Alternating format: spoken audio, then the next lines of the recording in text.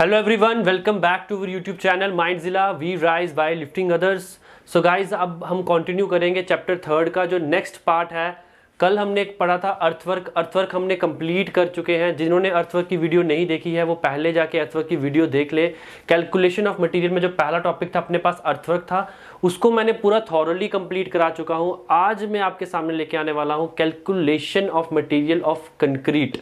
Cement concrete जो work होता है, जैसे अपने पास कॉलम्स होते हैं, जहां भी अपने पास कंक्रीट वर्क यूज किया जाता है उसके अंदर के जो इंग्रेडिएंट्स होते हैं जो उसके बीच में यूज किए जाते हैं, उनको कैसे कैलकुलेट करते हैं वो सब आज मैं आपको बताऊंगा। बेसिकली एक चीज़ आपसे बता दूं कि आपको पता ही होगा कंक्रीट में क्या क्या होता है। सीमेंट होता है, एग्रीगेट होते हैं, एक फाइन एग्रीगेट, कोर्स एग्रीगेट और वाटर होता है। और आज हम क्या करेंगे, जो भी इनके बीच के इंग्रेडिएंट्स होते हैं इनको हम क्या करेंगे कैलकुलेट। ठीक है गाइस, तो अगर मैं टॉपिक का नाम डालूँ, टॉपिक का नाम लिख लो कि आज जो हम पढ़ने वाले हैं, हम पढ़ेंगे आज calculation of material in concrete. Concrete के अंदर जो भी मटेरियल, ऊपर से मिट गया, एक सेकंड नीचे लिख देता हूं। Calculation of material in concrete. Concrete के अंदर जो भी मटेरियल यूज होता है उसको आज हम कैलकुलेट करेंगे। अगर मैं आपसे पूछ लूं कि भाई कंक्रीट के अंदर कौन कौन सा मटेरियल यूज होता है, तो आपको पता होगा हमारे पास क्या यूज होता है। एक होता है सीमेंट जो हम कैलकुलेट करेंगे आज, एक होता है सैंड, एक अपने पास आता है एग्रीगेट। ठीक है, अब एक चीज मैं आपको बता दूं कि जो सीमेंट है, सैंड है, एग्रीगेट है, ये 3 रेशो में जब हम दिया जाता है क्वेश्चन में, वो पूछेगा M10, M20, M15 इस तरह से पूछा जाएगा। तो हमें क्या करना है, अलग से सीमेंट की क्वांटिटी निकालनी है, सैंड की निकालनी है, एग्रीगेट की निकालनी है। अब अगर एक चीज मैं आपको बता दूं, याद रखना, जो एग्रीगेट होता है वो सैंड का हमेशा डबल होता है। मतलब जो भी हमारा सैंड आएगा 10 मीटर क्यूब, अगर 10 मीटर क्यूब हमारा सैंड आएगा तो एग्रीगेट क्या होगा 20, उसका क्या होगा, डबल होगा। अब आपको एक चीज बताता हूँ, एग्जाम्पल के थ्रू बताता हूँ कैसे होगा। जैसे अगर मैं बात करूँ M10 की बात करूँ, M15 से स्टार्ट करते हैं। ठीक है, M15 की बात करूं, M20 की बात करूं, M25 की बात करूं, मुझे बता दो इसकी रेशो क्या क्या होती है। M15 की बात करूं 1:2:4, 1:1.5:3, 1:1:2। ठीक है, तो मेरे पास जो फर्स्ट वन रेशियो है वो क्या होता है, मैं 25 को लेके चलता हूँ। अगर मेरे पास फर्स्ट की बात करूँ तो फर्स्ट मेरे पास क्या होता है, फर्स्ट होता है अपने पास सीमेंट, सेकेंड वन क्या होता है sand, and the last one क्या होता है एग्रीगेट। अब अगर आप एक बात देख रहे हो, मैंने क्या बताया, जो सैंड है उसको अगर डबल करेंगे तो क्या बन जाएगा, एग्रीगेट बन जाएगा। देख लो रेशो में, अगर M15 की बात करूं तो 2 को 2 से मल्टीप्लाई करेंगे तो क्या हो जाएगा, 4 हो जाएगा। 1.5 को 2 से मल्टीप्लाई करेंगे तो 3 हो जाएगा। 1 को 2 से मल्टीप्लाई करेंगे तो क्या हो जाएगा, 2 हो जाएगा। तो ये मैंने आपको यहाँ पे एक्सप्लेन भी कर दिया इसकी रेशो की फॉर्म में कि भाई जो हमारी जो सैंड होती है अगर हम उसको डबल करें तो हमारा एग्रीगेट निकल आता है। ठीक है गाइज, तो अभी हम स्टार्ट करते हैं अपने कैलकुलेशन का। तो सबसे पहले हम पढ़ेंगे कैलकुलेशन ऑफ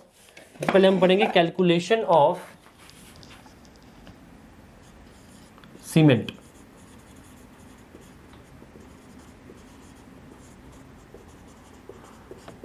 क्या पढ़ेंगे, कैलकुलेशन ऑफ सीमेंट। अगर मैं कैलकुलेशन ऑफ सीमेंट की बात करूं, सबसे पहले आप मुझे बता दो जल्दी से, डेंसिटी ऑफ सीमेंट क्या होती है। डेंसिटी ऑफ सीमेंट, ये सबको पता होगा डेंसिटी क्या होती है, बोबर क्वेश्चन में भी आता है 1440 kg पर मीटर क्यूब।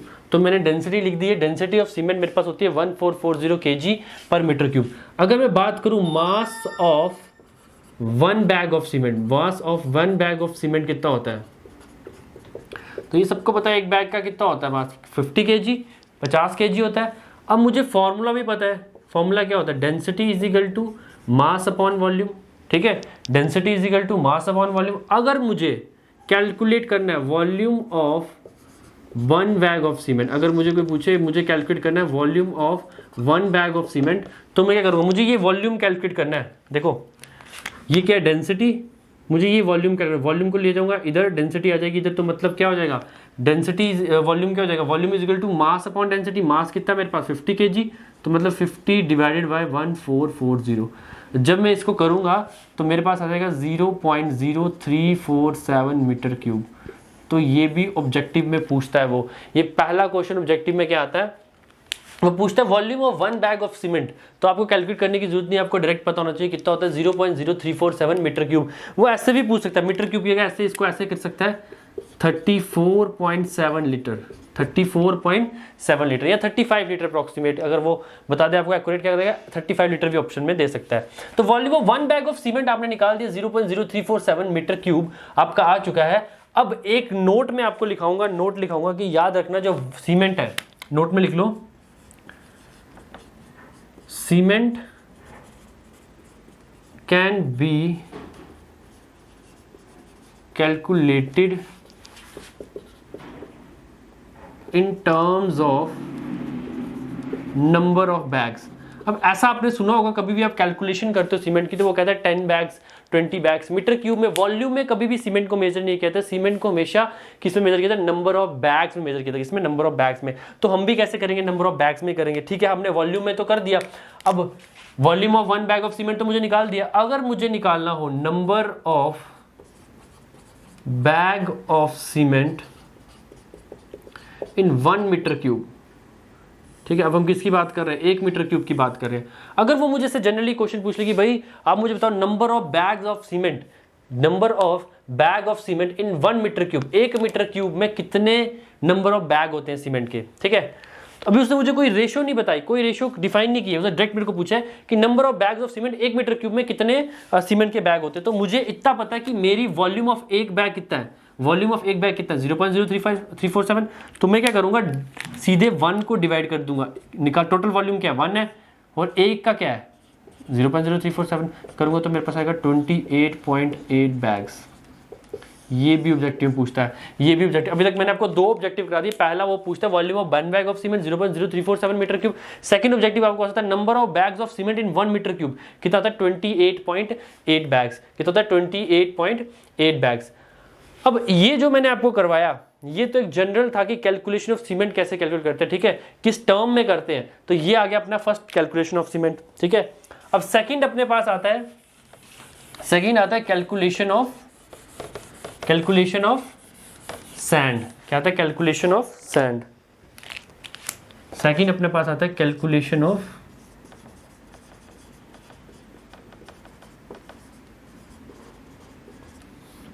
पहला पॉइंट। अगर मैं कैलकुलेशन ऑफ सैंड की बात करूं, पहला पॉइंट अगर मुझे लिखना हो तो मैं वही लिखूंगा density of sand. Density of sand used for concrete. Concrete में जो डेंसिटी यूज होती है सैंड की वो कितनी होती है 1680। याद रखना, density of sand used for concrete is equal to 1680 kg per metre cube. ठीक है, कितनी होती है 1680 kg पर मीटर क्यूब। ये भी आपके पास तीसरा ऑब्जेक्टिव मैंने आपको बता दिया, ये भी ऑब्जेक्टिव में वो पूछता है। ठीक है, उसके बाद एक चीज और ऑब्जेक्टिव पूछता है, वो पूछता है volume of sand in 1 truck. एक ट्रक के अंदर सैंड की कितनी वॉल्यूम होती है। तो याद रखना 3 metre cube to 4 metre cube. कितनी होती है 3 मीटर क्यूब से 4 मीटर क्यूब तक होती है। ठीक है, सेकंड पॉइंट आ गया। थर्ड पॉइंट, अब सैंड किस में मेजर किया था, याद रखना sand is measured in term of volume। Sand जो है वो किस में मेजर की जाती है, सैंड हमेशा किस में मेजर की जाती है, वॉल्यूम में मेजर की जाती है। ये 3 पॉइंट्स है जब हमने कैलकुलेशन ऑफ सैंड करना है, ये आपको पता होने चाहिए। डेंसिटी पता होनी चाहिए, एक ट्रक की वॉल्यूम पता होनी चाहिए सैंड की, और साथ ही साथ sand is measured in terms of volume. ठीक है, तो अब थर्ड अपने पास आता है कैलकुलेशन ऑफ एग्रीगेट। क्या आता है, calculation of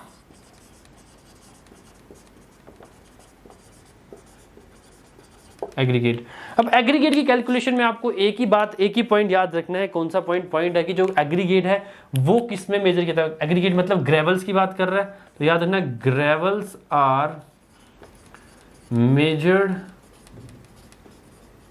in terms of volume.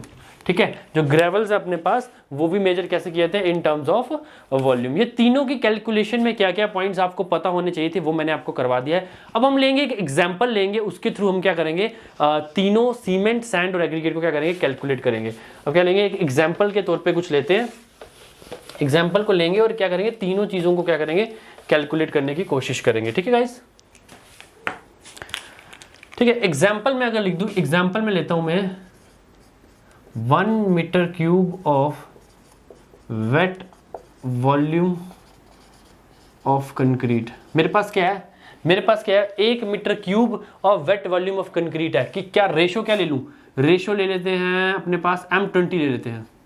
M20 ratio है मेरे पास, और मेरे पास 1 metre cube of wet volume of concrete. एक एग्जांपल के तौर पे, अभी क्वेश्चन नहीं करा रहा, एक एग्जांपल बता रहा हूं कि अगर 1 metre cube of wet volume of concrete मुझे दी हुई है और साथ में साथ मुझे क्या दिया हुआ है, M20 रेशो दिया है। अब मुझे बता दो M20 रेशो का क्या होता है, 1:1.5:3 ये होता है। अब 1 क्या है ये बताने की जरूरत है, 1 क्या है, 1 सीमेंट है, 1.5 सैंड है, 3 एग्रीगेट, ये मुझे बताने की जरूरत नहीं है आप सबको, ठीक है, ये तो आपको पता ही होगा अभी तक, ठीक है। तो अब एक चीज फिर से बताऊंगा, मैं फिर से एक चीज बात करता हूं, कंक्रीट अगर मैं लिखूं, कंक्रीट में एक अपने पास आता है सीमेंट, ठीक है, एक अपने पास आता है सैंड, और साथ क्या आता है, एग्रीगेट। ये तीनों चीजें आती हैं। अब समझने वाली जो बात है, कोई भी नहीं समझाएगा आपको, मैं समझा रहा हूँ, समझ लेना। जो वेट वॉल्यूम ऑफ कंक्रीट क्या होता है हो, और कैसे इसको कैलकुलेट करेंगे, 1 मीटर क्यूब को कैसे, क्या क्या चीज़ें होती है, सब पॉइंट्स में बताता हूँ। देखो अगर मैं बात करूँ, एक अपने पास होता है वेट वॉल्यूम ऑफ कंक्रीट, एक अपने पास होता है ड्राई वॉल्यूम ऑफ कंक्रीट। अब क्या होता है, वेट से पहले वेट की बात करते हैं। वेट का मतलब ही क्या है कि गीला, तो मतलब जब मैंने क्या किया, अपने इंग्रेडिएंट्स को क्या किया, मिक्स किया, किस किस को, सीमेंट को, सैंड को, एग्रीगेट को क्या किया, मिक्स किया। मिक्स करने के बाद उसमें पानी डाल दिया, क्या डाल दिया, पानी डाल दिया, वाटर भी ऐड कर दिया, तो वो क्या बन जाएगा, वेट वॉल्यूम। बट अगर मैंने क्या किया, सिर्फ क्या रखा, सीमेंट, सैंड और एग्रीगेट को इकट्ठा कर दिया, मिक्स कर दिया, बट मैंने पानी नहीं डाला बिफोर एडिंग वाटर, उस मिक्सचर को क्या कहते हैं, ड्राई वॉल्यूम ऑफ कंक्रीट, उसको कहते हैं ड्राई वॉल्यूम ऑफ कंक्रीट। तो मतलब दो चीजें आपको, दो डेफिनेशन मैंने बताई ऐसे कि ड्राई और वेट के बीच में, ड्राई और मतलब कि पानी नहीं ऐड किया मैंने इंग्रेडिएंट्स में, और वेट मतलब पानी ऐड कर दिया। अब एक चीज आपको बताऊंगा मैं, कि आप सबको पता होगा कि अगर मैं एग्रीगेट की बात करूं, नॉर्मली एग्रीगेट में कितने वॉइड्स होते हैं, 20 से 25% वॉइड्स होते हैं एग्रीगेट में। सैंड में कितने होते हैं, 30% वॉइड्स होते हैं। अगर मैं एग्रीगेट की बात करूं, अगर मैं अलग से, अभी मैंने मिक्सचर नहीं किया, एग्रीगेट को अलग से रखा, अगर मैं एग्रीगेट को अलग से बात करूं, तो एग्रीगेट में कितने होते हैं, 20 से 25% क्या होते हैं, वॉइड्स होते हैं, पोर्स होते हैं।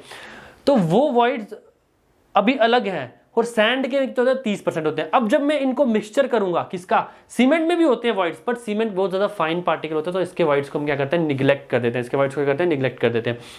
अब क्या ने क्या किया, सीमेंट, सैंड और सीमेंट, सैंड और एग्रीगेट को क्या किया, मिक्स किया। मिक्स करने के बाद क्या हुआ, मिक्स करने के बाद क्या हो गया, अभी मैंने पानी ऐड नहीं किया, पानी ऐड नहीं किया। जब मैंने इसमें पानी ऐड नहीं किया, तो इसमें क्या होंगे, वॉइड्स होंगे। अब कितने वॉइड्स होंगे, अगर मैं देखूं 30 + 20, तो अराउंड कितने होंगे, 50 to 55%, इतने होंगे ना। अगर मैं क्या करूंगा, मैंने क्या किया, सीमेंट, सैंड और एग्रीगेट को विदाउट वाटर, पानी डालने से पहले क्या किया, मिक्स, एक उनका मिक्सचर बनाया। मिक्सचर बनाऊंगा तो उसमें कितने वॉइड्स होंगे, 55%, 50 to 55% क्या होंगे, वॉइड्स होंगे।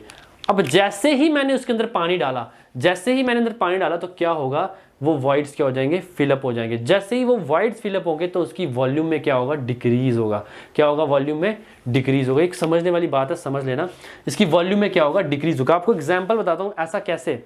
आप देखोगे एक सैंड का अगर हम बनाओ, एक मतलब सैंड का डेरा लगाओ, अगर आप उसमें सैंड का एक जगह इकट्ठी हो, आप उसमें पानी डालते हो जब सैंड के अंदर, तो उसमें होल हो जाता है। सैंड में जैसे अगर सैंड पड़ी है आपके सामने, तो आप उसके अंदर क्या डालते हो, पानी डालते हो, तो वो पानी जैसे जाता है, तो वो क्या करता है, होल करता रहता है, हॉलो बना देता है उसको। तो वो क्या करता है, उसकी वॉल्यूम को डिक्रीज करता है, उसके वॉइड्स को फिल कर देता है, इवेपोरेट कर देता है। क्या कहता है, वॉइड्स को खत्म कर देता है, और क्या करता है, उसको फिल करता है। वॉइड्स को फिल करके कहता है, वॉल्यूम को डिक्रीज करता है। अब ये मैं इतना एक्सप्लेन क्यों कर रहा हूँ, क्योंकि एक पॉइंट है जो जनरली सब लिखा देते हैं बट एक्सप्लेन नहीं करते। देखो नोट में लिख लेना, 1 metre cube of wet volume of concrete is equal to 1.5 to 1.55 of dry volume of concrete. Dry volume of concrete. देखो ये पॉइंट मैं आपको पहले भी लिखा सकता है, पहले मैंने आपको एक्सप्लेन किया, उसके बाद ये पॉइंट लिखाया। याद रखना 1 metre cube of wet volume of concrete, 1 metre cube की वेट वॉल्यूम ऑफ कंक्रीट में 1.5 to 1.55 of dry volume of concrete होता है। ठीक है, अब मैं करना क्या है, अब जैसे अगर मुझे कैलकुलेशन करनी है किसी भी चीज की, अब मुझे कंक्रीट की कैलकुलेशन करनी है। अब जो कंक्रीट वर्क होगा उसमें ऐसा, अगर आपका जो कॉलम फिल किया जाएगा कंक्रीट वर्क से, वो क्या ड्राई वॉल्यूम से, ड्राई कंक्रीट से किया जाएगा? नहीं, वो वेट कंक्रीट से किया गया। उसमें क्या किया, वेट कंक्रीट से डाला जाएगा। बट जब उसको वेट कंक्रीट से डाला गया तो उसकी वॉल्यूम तो बहुत ज़्यादा डिक्रीज हो चुकी होगी। तो अब मुझे तो एक्चुअल वॉल्यूम निकालना। याद रखना जो हम कैलकुलेशन करते हैं मटेरियल की कंक्रीट में, तो वो हमेशा ड्राई वॉल्यूम पे की जाती है। कंक्रीट में क्या, किसी में मोटार की करेंगे तो वो भी ड्राई वॉल्यूम। जो हम कैलकुलेशन मटेरियल की करेंगे तो उसमें वाटर ऐड नहीं होना चाहिए, उसमें क्या होना चाहिए, वो ड्राई वॉल्यूम की करेंगे। तो सपोज मुझे यहाँ पे कितना दिया, 1 मीटर की ऑफ ड्राई वेट वॉल्यूम दिया है, तो मैं ये करूँगा इसको 1.5 से 1.5 से मल्टीप्लाई करूँगा तो मेरे पास क्या आ जाएगा, ड्राई वॉल्यूम ऑफ कंक्रीट आ जाएगा। ये एक मंत्र है, ये इसको हमेशा याद रखना, कैलकुलेशन ऑफ मटेरियल पर। किसके लिए? सिर्फ कंक्रीट के लिए। अभी मैंने ब्रिक वर्क या प्लास्टर या फिर किसी की बात नहीं कर रहा हूं। ये सिर्फ कब होगा, ये फॉर्मूला तब लगेगा जब हमारे पास किसकी डिस्कशन हो रही है, सिर्फ कंक्रीट की, सीमेंट कंक्रीट की डिस्कशन हो रही है। अब आपके पास फॉर्मूला आ चुका है, सब कुछ आ चुका है। पहला पॉइंट देखते हैं, सीमेंट। सबसे पहले मैं क्या करूंगा, सीमेंट को निकालूंगा। अब सीमेंट की अगर बात करूं तो सबसे पहले फॉर्मूला में लिख दें, cement is equal to cement का रेशो, जितना रेशो सीमेंट का हो divided by total ratio, total ratio होगा into dry volume of concrete. मैंने आपको बताया, ठीक है। अब सीमेंट रेशो कितना है, मेरे पास 1 है, 1 मेरे पास सीमेंट रेशो है, और टोटल रेशो कितना है, 1 प्लस 1.5 प्लस 3, इतना है, into dry volume of concrete निकालना है। मुझे बताओ वेट वॉल्यूम ऑफ कंक्रीट कितना है, 1 मीटर क्यूब है, तो मतलब 1 इंटू 1.54। मैंने 54 इसलिए लिया क्योंकि मैक्सिमम बुक्स में 54 से ही किया था, हमारी कैलकुलेशन 54 से किया था। अगर आपको कहीं 1.52 मिलेगा या 1.53 मिलेगा या 1.55 मिलेगा तो वो भी कर सकते हैं। मैंने 1.54 किया। हम 1.5 से लेके 1.55 के बीच में कोई भी टर्म यूज कर सकते हैं। मैं कैलकुलेट करता हूँ 1.54 से, क्योंकि मैं स्टैंडर्ड कैलकुलेशन को मानता हूँ और SSC JEE भी इसी को मानता है, इसी की कैलकुलेशन को एक्यूरेट मानता है, ठीक है। तो अगर मैं बात करूं 1 divide by 1 plus 1.5 plus 3, 1 into 1.54, इसको कैलकुलेट करूंगा तो मेरे पास आ जाएगा अपने पास 0.28, क्या आ जाएगा, 0.28 मीटर क्यूब, 0.28 मीटर क्यूब। अब ये क्या आ गया मेरा, ये वॉल्यूम ऑफ सीमेंट आ गया। अभी मैंने सीमेंट यहां पे लिखा था, तो मतलब ये किसकी बात कर रहा था मैं, वॉल्यूम ऑफ सीमेंट। अगर मुझे वॉल्यूम ऑफ सीमेंट निकालनी है तो क्या निकल गई, फॉर्मूला आपके सामने, सब कुछ कहते। पर मैंने आपको बताया cement is measured in terms of number of bags, तो मतलब मुझे क्या निकालना पड़ेगा, नंबर ऑफ बैग्स निकाल लेंगे, number of bags of cement. तो याद रखना number of bags of cement निकालने के लिए मेरे को क्या बनेगा, वॉल्यूम 0.28 इंटू 28.8 बैग्स, तो आएगा 8.604 बैग्स, ठीक है। अब मुझे बता दो 1 मीटर क्यूब में, मैंने अभी थोड़ी देर पहले आपको कैलकुलेशन में जब आपको पॉइंट्स जो मेरे को, वो मैंने क्यों करवाए थे पॉइंट सीमेंट के, वो इसलिए करवाए थे जाके आपको क्वेश्चन सॉल्व करते टाइम प्रॉब्लम ना हो। अगर मुझे क्या करना है, number of bags of cement निकालना है, तो मैं क्या करूंगा, मुझे पता है 1 मीटर क्यूब में कितने होते हैं, 1 मीटर क्यूब में कितने 28.8 होते हैं, तो 0.28 मीटर क्यूब में कितने होंगे, 28 को मल्टीप्लाई कर दूंगा 28.8 से, तो आ जाएगा आंसर 8.604 बैग्स। किसकी बात कर रहा हूँ, 1 मीटर क्यूब ऑफ, रेशो कौन सी, M20। मतलब हमारा सीमेंट का काम हो गया, सीमेंट का काम हो गया, सीमेंट मैंने निकाल दिया। अब सेकंड हमें क्या निकालना होता है, सेकंड हमें क्या निकालना होता है, ऊपर मिटा देता हूं मैं, सेकंड हमें क्या निकालना होता है, सैंड निकालना है, ठीक है। सेकंड मुझे निकालना है सैंड, ठीक है। अब सैंड में भी ऐसे ही करेंगे, सैंड की ratio divided by total ratio into dry volume of concrete, ठीक है। अगर बात करूं यहाँ पे ही सॉल्व, इसको नीचे लिख देता हूँ। सैंड रेशो कितनी है, रेशो कितनी चल रही थी मेरी, M20 की बात हो रही थी, तो मतलब 1:1.5:3, तो सैंड रेशो क्या है 1.5 डिवाइडेड बाय टोटल रेशो क्या है 1 plus 1.5 plus 3 into dry volume क्या है 1 इंटू 1.54, ठीक है। यही है, जब इसको कैलकुलेट करेंगे तो अपने पास आएगा 0.42 मीटर क्यूब, 0.42 मीटर क्यूब। ये हमने क्या निकाल दिया, सैंड निकाल दिया। तो सैंड का जो फॉर्मूला है वो भी सेम है, हमने रेशो किसकी ली, सैंड की ली। अब अगला क्या करेंगे, अगला हम करेंगे नेक्स्ट हम करेंगे एग्रीगेट। क्या करेंगे? एग्रीगेट। थर्ड अपने पास हमने क्या निकालना होता है? एग्रीगेट निकालना होता है। एग्रीगेट में भी वही aggregate ratio divided by total ratio into dry volume of concrete. Aggregate ratio कितना अपने पास? 3 डिवाइड बाय 1 प्लस 1.5 प्लस 3। अब एग्रीगेट रेशो क्या होती है? M20 का क्या होता है? 1:1.5:3। तो एग्रीगेट क्या होता है? Last one third into 1:1.54। तो इसको जब कैलकुलेट करेंगे तो अपने पास आएगा 0.84 मीटर क्यूब। 0.84 metre cube. मैंने आपको सारा का सारा निकाल के दिखा दिया कि सीमेंट कैसे निकालते हैं, सैंड कैसे निकालते हैं, एग्रीगेट कैसे निकालते हैं। ये हुआ एक लॉन्ग प्रोसीजर, ये हुआ एक लॉन्ग प्रोसीजर। अगर इसको शॉर्ट प्रोसीजर में करना हो, इतना सब कैलकुलेशन नहीं करना हो, ये मैंने इसलिए करवाया क्योंकि कई बार क्या होता है क्वेश्चन में सीधे बोल देता है वो कि भाई क्वांटिटी ऑफ एग्रीगेट निकालो। अब एग्रीगेट निकालने के लिए आपको फॉर्मूला पता होना चाहिए, ठीक है। वो डायरेक्ट पूछता है क्वांटिटी ऑफ सैंड निकालो, सीमेंट पूछेगा नहीं, सिर्फ एग्रीगेट की बात कर लेगा, सैंड की बात कर लेगा। तो आप क्या सीमेंट भी निकाल दोगे उसमें? ऐसा नहीं है। अब आपको एक ट्रिक बताता हूँ, ये सब नोट कर लिए। इसके बाद एक ट्रिक बताता हूँ कि आपको कैसे कैलकुलेशन करनी चाहिए। अगर आपके पास तीनों निकालने को पूछा और शॉर्टेज ऑफ टाइम है, क्या है? तीनों निकालने को पूछा और क्या है? शॉर्टेज ऑफ टाइम है।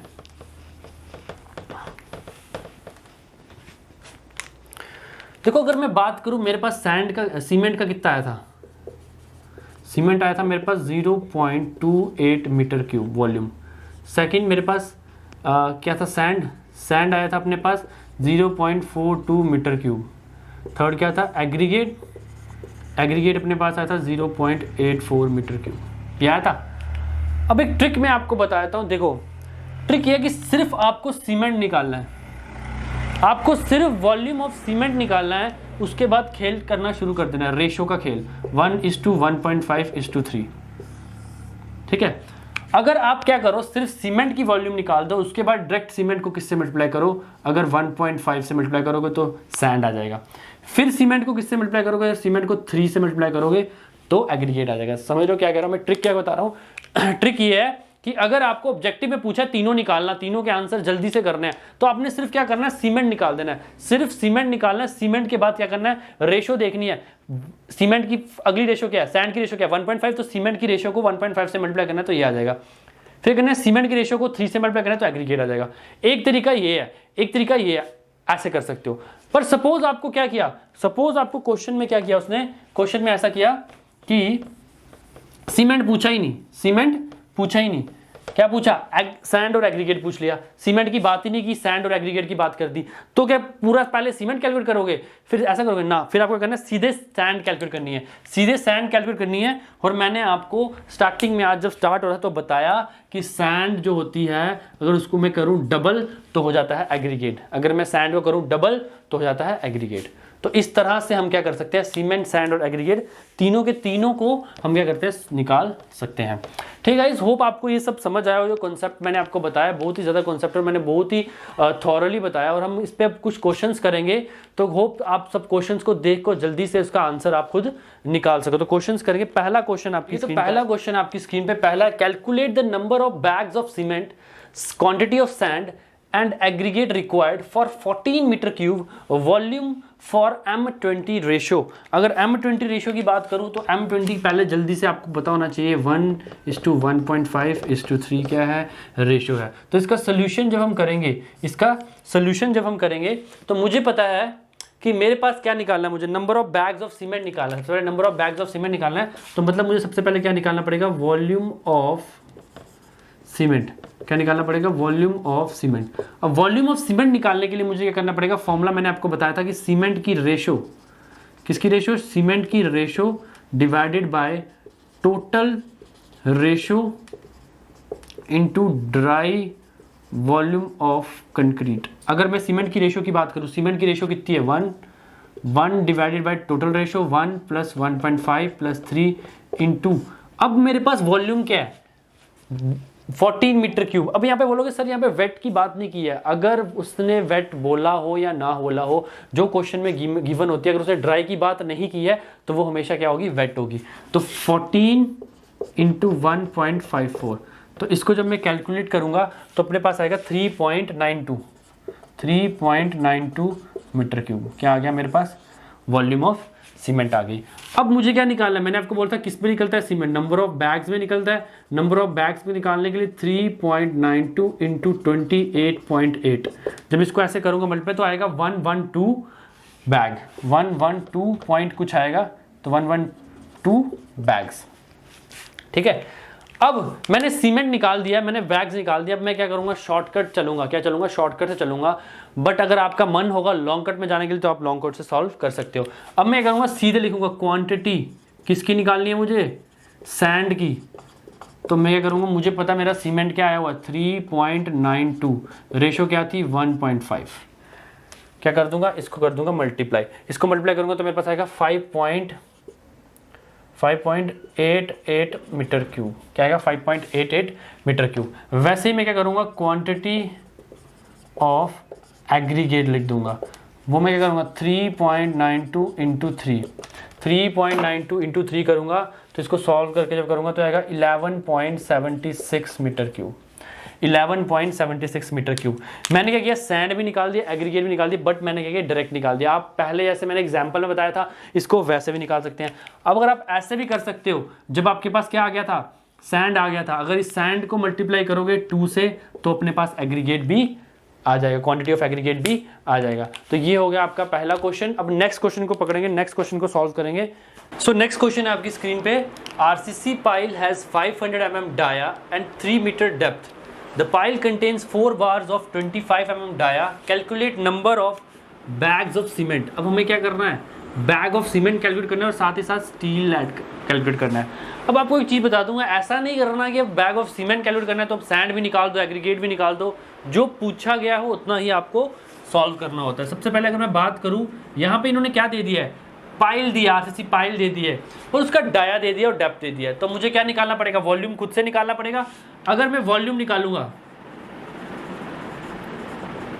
तो क्या फॉर्मूला आएगा? π/4 into D square into H. तो डी कितना है मेरे पास? 500 mm है, तो आएगा 0.5 का स्क्वायर इंटू 3। तो जब मैं इसको सॉल्व करूंगा π/4 इंटू 0.5 का स्क्वायर इंटू 3 आएगा 0.589। कितना आएगा? 0.589 मीटर क्यूब। क्या आएगा? 0.589 मीटर क्यूब आएगा। ठीक है, ये तो मेरे को क्वेश्चन इस तरह से पूछा था, उसने वॉल्यूम डायरेक्ट नहीं दे दिया, उसने वॉल्यूम को निकालने का जरिया दे दिया, कुछ ऐसी चीज़ें दे दी जिससे आप वॉल्यूम निकाल सकते हो। अब आपको क्या करना है? वॉल्यूम ऑफ सीमेंट निकालना है। आपको मैंने बताया वॉल्यूम ऑफ सीमेंट कैसे निकालते हैं। वॉल्यूम ऑफ सीमेंट के लिए क्या करना है? वॉल्यूम सीमेंट के लिए क्या करना है? सीमेंट का रेशो। अच्छा, M25 का रेशो क्या होता है? 1:1:2। तो सीमेंट का सेम रहेगा 1:1+1+2 टोटल रेशो इंटू 0.589। क्या था मेरा? Wet volume of concrete into 1.54। तो इसको सॉल्व करेंगे, हमारे पास आएगा 0.226। क्या आएगा? 0.226 मीटर क्यूब। ये मेरे पास क्या आ जाएगा? वॉल्यूम ऑफ सीमेंट आ जाएगा। अब मुझे क्या करना है? वॉल्यूम को किसमें, सीमेंट को किसमें कैलकुलेट करता है? इन टर्म्स ऑफ बैग्स। तो बैग्स निकालने के लिए क्या करना पड़ेगा? 0.226 इंटू 28.8 बैग्स। तो इसको मल्टीप्लाई करूंगा तो मेरे पास आएगा 6.53 बैग्स। तो ये मेरा क्या हो गया? नंबर ऑफ बैग्स मैंने कर दिया कैलकुलेट। बट इसमें एक चीज़ और पूछी थी, क्वांटिटी ऑफ स्टील। अगर थोड़ा सा पीछे जाओगे, मैंने आपको पूरा स्टील का बताया था कि स्टील को कैसे कैलकुलेट करते हैं। तो अगर मुझे क्वांटिटी ऑफ स्टील निकालना होगा, क्वांटिटी ऑफ स्टील को कैलकुलेट करना होगा, तो क्या था? डाया स्क्वायर बाय 162, यही था। लेकिन डाया स्क्वायर बाय 162 क्या करूंगा? इंटू एल भी आएगा, मेरी लेंथ भी आएगा जितनी लेंथ दी होगी। अगर यूनिट लेंथ होती, यूनिट मीटर लेंथ होती तो नहीं दी होती। वैसे लेंथ तो दी है, लेंथ मतलब क्या? डेप्थ तो दी है। तो डाया कितना मेरे पास? डाया कितना है? 4 बार्स ऑफ 25 mm डाया। तो 25 का square divided by 162 into 4 bars. ये हो गया मेरे पास क्या?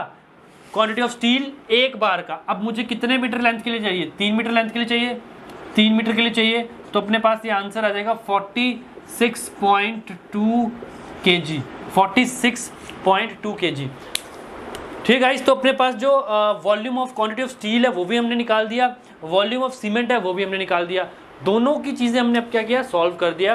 तो अब हम चलेंगे नेक्स्ट क्वेश्चन की तरफ। नेक्स्ट क्वेश्चन आएगा, तो गाइज नेक्स्ट क्वेश्चन है अपने पास, square footing having side 1.5 metre contains uniform depth of 0.5 metre, calculate the quantity of sand aggregate required for footing having M15 grade. सबसे पहले मैं M15 ग्रेड की रेशियो लिख लेता हूँ, कितना होता है 1:2:4, कितना होता है 1:2:4 रेशियो होता है। अब मुझे क्या कैलकुलेट करना है, सैंड कैलकुलेट करना है और एग्रीगेट, दो चीजें कैलकुलेट करनी है। पर सबसे पहले मुझे क्या निकालना पड़ेगा, वॉल्यूम निकालना पड़ेगा, क्योंकि मुझे क्या दे दिया है, साइड दे दिया हुआ है और डेप्थ दे दिया, पर वॉल्यूम नहीं लिया है, तो इसके वॉल्यूम निकालना पड़ेगा। तो मुझे पता है साइड ऑफ स्क्वायर कितनी दी है 1.5 मीटर, तो एरिया कितना हो जाएगा स्क्वायर का 1.5 का स्क्वायर। ऐसे में क्या निकाल दूंगा, एरिया निकाल दूंगा तो आएगा 2.25 आ जाएगा, 2.25 metre cube, sorry metre square. अब अगर एरिया मेरे पास इतना आ गया, 1.5 का स्क्वायर निकाल के इतना गया 2.25 मीटर स्क्वायर आ गया। अब मुझे क्या निकालनी है, वॉल्यूम, क्योंकि मुझे क्या चाहिए होता है, वॉल्यूम तो चाहिए, कितना काम हुआ है हमारा टोटल। तो वॉल्यूम निकालने के लिए क्या करना पड़ेगा, 2.25 इंटू 0.5। अब ये 0.5 क्या है, 0.5 के अपने पास डेप्थ दी है, तो अगर मैं इसको करूंगा तो मेरे पास आएगा 1.125 मीटर क्यूब। ये मेरे पास क्या आ गया, वॉल्यूम आ गया। अब मुझे क्या निकालना है, क्वांटिटी ऑफ सैंड। अब मैंने आपको एक चीज बताई थी कि अगर आपको सैंड और एग्रीगेट पूछ ले तो ऐसा मत करना कि पहले सीमेंट निकालने शुरू कर देना। आपको क्या करना है, सबसे पहले क्या निकालना पड़ेगा, सैंड निकालना पड़ेगा। सैंड के लिए क्या निकालना पड़ेगा, सैंड की रेशियो 2, सैंड की रेशियो है divided by total ratio 1 + 2 + 4 into volume कितना है 1.125 इंटू रेशियो परसेंटेज जो बढ़ाना होता है ड्राई वॉल्यूम के लिए, कितना है 1.54। तो जब मैं इसको कैलकुलेट करूंगा तो मेरे पास आ जाएगा 0.495, कितना आएगा 0.495 मीटर क्यूब। अब मैंने आपको बताया था कि आप क्वांटिटी ऑफ एग्रीगेट जो है वो डायरेक्ट निकाल सकते हो। इसको क्या करना है, मल्टीप्लाई बाय 2, तो क्या आ जाएगा, मल्टीप्लाई बाय 2 करेंगे तो 0.99 मीटर क्यूब। अगर किसी को ऐसे नहीं निकालना है, सर मुझे फॉर्मूले से निकालना है, तो क्या करूंगा, फॉर्मूले से भी निकाल सकते हो, 4 डिवाइडेड बाय 1 + 2 + 4 1.125 इंटू 1.54 कैलकुलेट करोगे तो आपका आंसर यही आएगा। तो होप गाइज अभी तक जितने क्वेश्चंस मैंने कराए हैं, जो टॉपिक है, जो कंक्रीट टॉपिक है, calculation of material in concrete, आपका कंप्लीट हो चुका है। तो अभी हम नेक्स्ट टॉपिक लेके आएंगे, नेक्स्ट वीडियो में ब्रिक वर्क लेके आऊँगा। ब्रिक वर्क को कैलकुलेट कैसे कर सकते हैं, प्लास्टर को कैसे कैलकुलेट कर सकते हैं।